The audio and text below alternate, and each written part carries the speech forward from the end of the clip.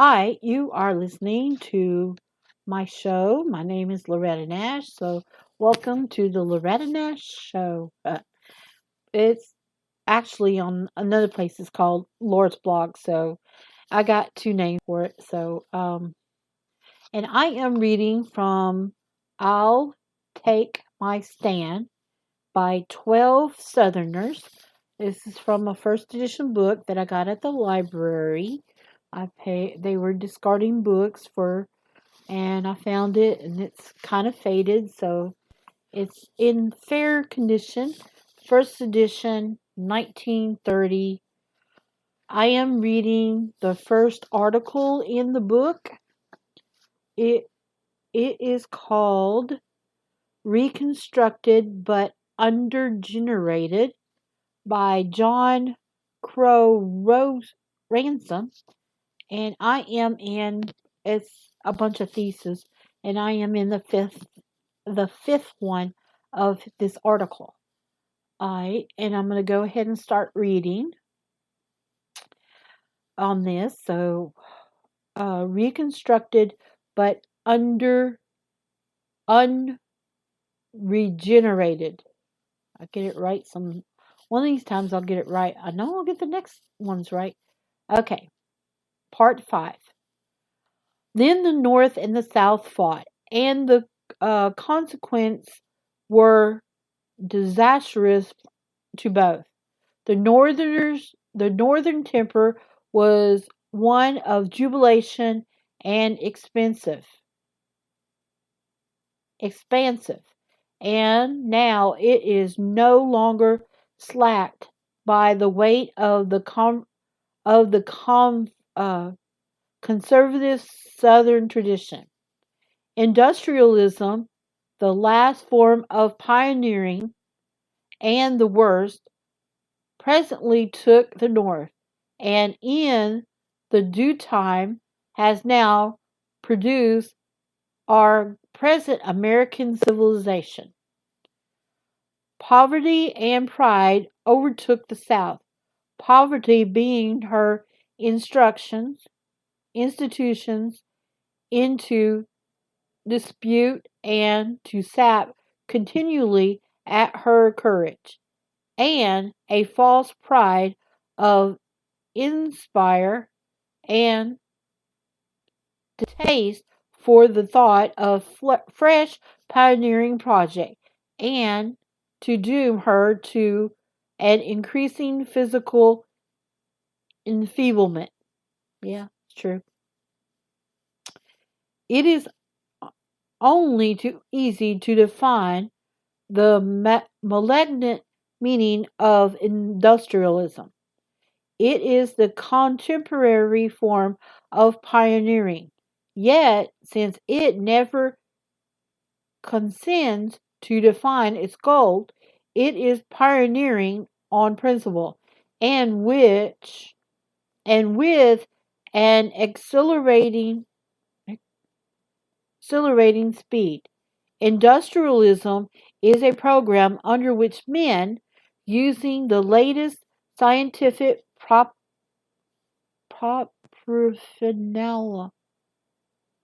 paraphernalia, sacrifice comfort, leisure, and the enjoyment of life to win pyrrhic victories. Is that PYRRHIC? Pyrrhic victories from nature at points of no strategic importance. Ruskin and Carlyle feared it nearly 100 years ago, and now it may be said that their fears have been realized partly in England, and with most fatal completeness in America. Industrialism is an insidious spirit, full of false promises and generally fatal and establishment sense when it gets into them for a little re- uh, for a little renovation, it processes never again to leave them in peace. Industrialism is rightfully a maniacal, almost um, miraculous cunning, but no intelligence. It needs to be strongly governed, or it will destroy the economy of the household. Only a community of tough, conservative habits can master it. The South did not become industrialized.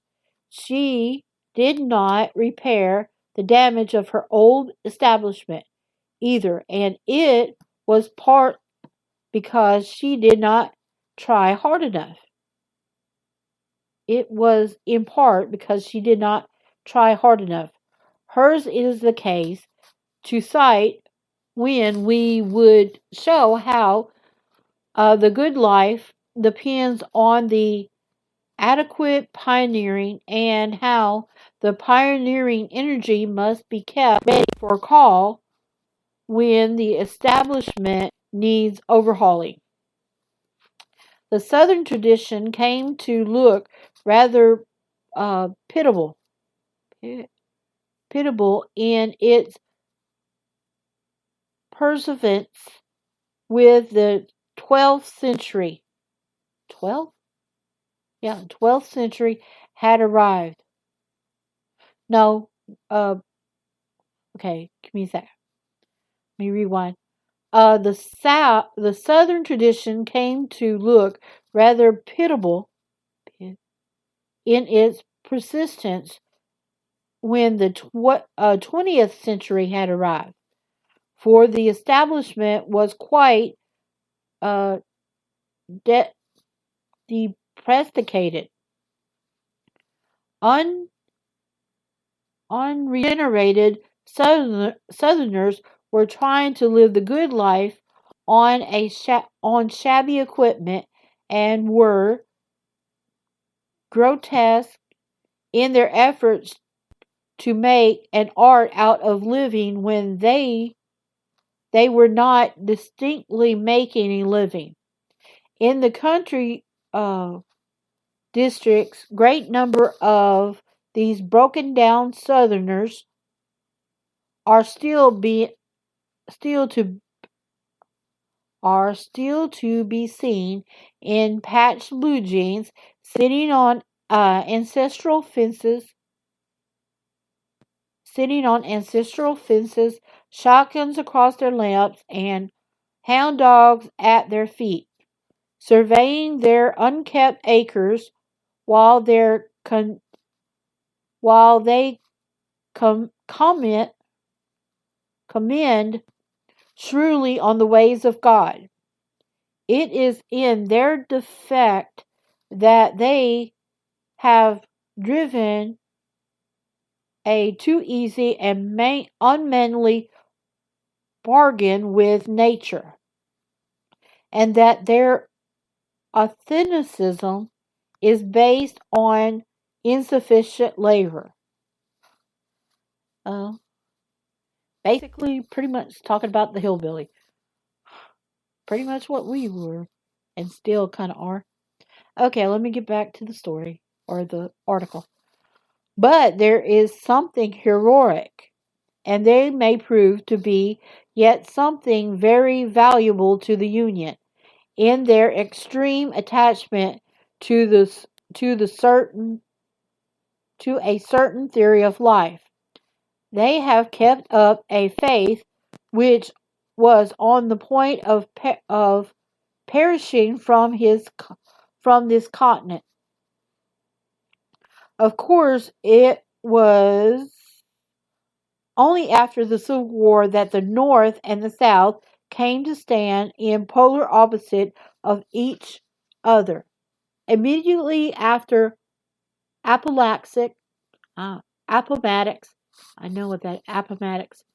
It's funny looking when you see it, but Appomattox, it was impossible for the South to resume ever to give and take the idea which had marked her antebellum relations to the North. She was offered such terms that acquaintance would have seen abject. Oh, big words. She retired within her borders enraged and held the minimum of commerce with the enemy. Precaution intensified her tradition and made the South more solid and more southern in the year 1875 or thereabouts that ever before. When the obsession when the oppression left off, naturally her guard relaxed. But though the period of persecution had not been long, nevertheless the Southern tradition found itself then the less capable of uniting gracefully with the life of the Union. For that the life in the meantime had been moving on in an opposite direction. The American progressive principle was like a ball rolling down a hill with an increasing momentum, and by 1890 or 1900 it was clear that any intelligent Southerner that was that it was a principle of boundless aggression against nature which could hardly offer much to a society devoted to the arts of peace. The arts of peace. So that's about what time? 1875. We were still farmers then. Okay. But to keep the living on shabby, but to keep on living shabbily on an insufficient uh, parsimony is to decline, both physically and spiritually. The South declined. And then it goes into 6. I really don't want to read 6 right at this moment, so I'm going to try to uh, recap this a little bit because some of these words are really big. And it really sounds like he definitely is a doctor or something. Mr. Random or Mr. Ransom. Um, but he does give some good ideas and good thinking. I mean, my family was more, let's see, we were more farmers and stuff. A lot more farmers. Some of my family may have not been. What I could find out, they were in different stuff and things, and grandfather and grandma, they didn't have nothing but a third grade education, uh, and then I found my grandma's stories and read them. That's on my YouTube. Uh, and a picture of my grandma, a great grandma, my great grandpa, my grandma, and my great aunt. When they were little, and didn't realize my grandma was born in of all things, a log cabin in the middle of the woods. And that's what she stated. And her dad was a trapper. And, and he was born in 1890, something like that. Well, be back in a bit.